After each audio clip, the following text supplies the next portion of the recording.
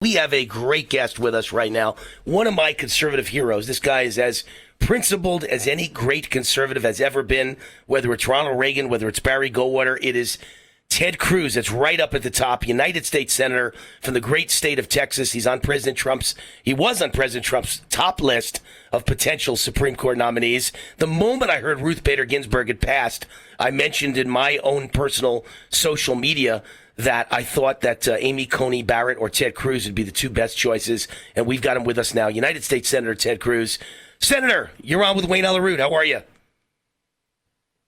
Wayne, how you doing? I'm doing terrific. I'm a big fan. It's great to have you on. Great honor. Tell me about what you know about Amy Coney Barrett. I think it was a good choice. I think she's a solid conservative. I did hear some critics over the weekend who said, Wayne, you think she's a great conservative, but she voted with the government on several important COVID issues, lockdowns, closures of the economy, and people are worried about that. Any thoughts from you on the positives and negatives, pluses and minuses of Amy Coney Barrett? Well, sure. I think she's a very strong choice. You look at her background. She graduated number one in her class from Notre Dame Law School. She was a law clerk for the great Justice Antonin Scalia. She's been a law professor at Notre Dame for 20 years. She's one of the most respected federal court of appeals judges in the country.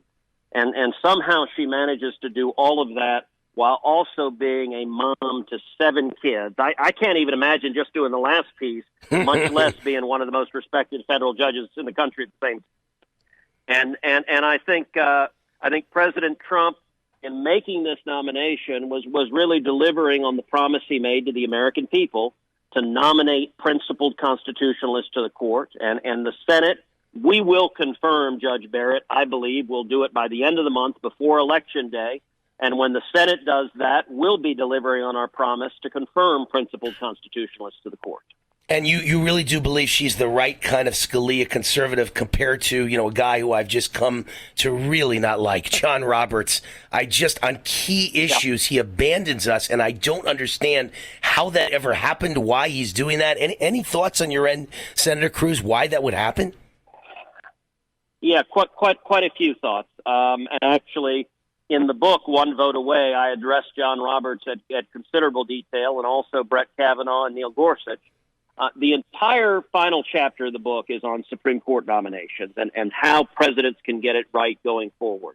And it presents a history of Supreme Court nominations going all the way back to Dwight D. Eisenhower. And the pattern we see, the Democrats, they bat nearly 1,000. Virtually every Democrat on the court votes exactly as the Democrats would want in virtually every major case. Correct. Republicans at best are not bat 500, and usually worse than that. Why? There's a clear pattern.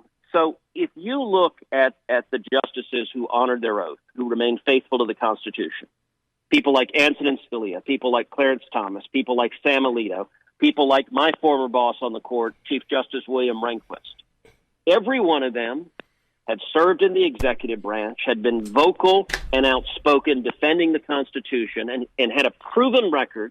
And here's the most critical part about it. They had suffered the slings and arrows, the criticism, the withering heat of the press, and they hadn't faltered. That's right. The most consistent pattern. On the other hand, when you have a nominee who's never said a word, who's never been criticized, who stayed out of the limelight, but someone says, wink, wink, nudge, nudge, trust me, 100% of the time they turn out to be train wrecks. And so what I urge is to look for people with proven records. So I'll give you a couple of decision points where we got it wrong. If you look at when President Bush 41 was nominating a justice to the court, and he had in one room David Souter, and in another room Edith Jones, who was a judge on the Fifth Circuit, is one of the strongest conservatives in the country. And he picked Souter because Souter would be easier to confirm, and Souter became the leader of the left. Yes, he did. I would have picked Edith Jones. George W. Bush, when he was nominating the Chief Justice, he had in one room John Roberts, and he had another room, Mike Luttig, who was the strongest conservative in the country, like Edith Jones, but it would have been a fight to get him confirmed. And Right. Bush 43 picked John Roberts, and John Roberts has turned into Sandra Day O'Connor. Right. And I'll tell you, President Trump, for both of the vacancies, the person I urged him to appoint was Senator Mike Lee, because I think of all the people on the list, Mike has been in the trenches. He has been pounded over and over and over again. And I am certain that 40 years from now, if Mike Lee were a justice, that he would continue to be faithful to the Constitution and he wouldn't give a flip what the New York Times or Washington Post says. I'm not as sure of some of the other choices. Well, are you as sure of Amy Coney Barrett? I think she's a good choice.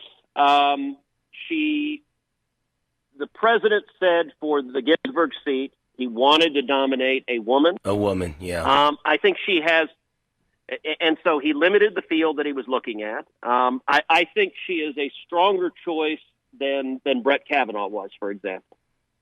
Brett Kavanaugh had a record very much like John Roberts, and I am quite concerned that 5 years from now we'll see Kavanaugh headed in the direction of Roberts. I think Barrett has a stronger record than Kavanaugh. That's why I thought of you right away. I immediately thought of Ted Cruz because I think of you in those exact terms, and I know you'd never change. You're my kind of guy. You're my guy.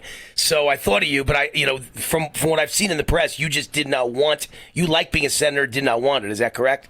Yeah. It's a shame. That's exactly it's a shame because I like you and Mike Lee. I like Mike Lee too. Mike Lee's a little bit too libertarian for me, and I was the libertarian vice presidential nominee. But I'm really a lifelong Republican conservative. I'm a Reagan conservative, is what I am, and I just at the moment got involved with the Libertarian Party for a couple of years. Mike Lee is very Ron Paul libertarian like. I'd rather have a guy who's a rock ribbed conservative like you. Well, for all three of the vacancies that have occurred under President Trump, I've had serious conversations with the president about them, and all three times I told him I did not want to do it. Now, I don't want to overstate it. He didn't offer me the position, but we had serious conversations. And the reason I didn't want to do it is a principled judge stays out of political and policy fights. I don't want to stay out of fights. I want to lead the fight right now to get Judge Barrett confirmed. I think we need fighters in the political realm. And that's what I'm doing. All right. Well, I'm glad we have you to lead the fight in the United States Senate. I think you are a great conservative. I'm a big fan of Barry Goldwater. I campaigned for Barry Goldwater when I was 2 years old in my father's arms, literally. And I'm a big fan of Ted Cruz. I think you're a great man, and we really appreciate everything you do, Senator.